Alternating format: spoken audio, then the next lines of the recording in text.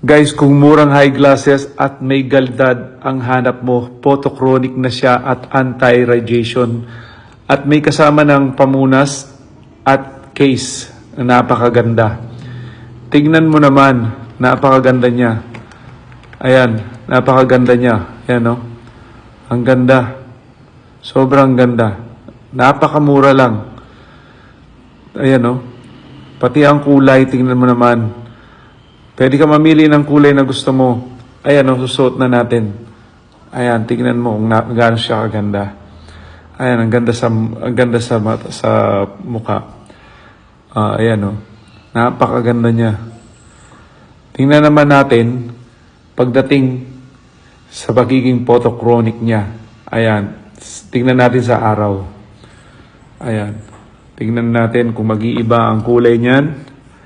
Ayan, tingnan natin. Walang cut-cut ng video niyan. Diretso yan.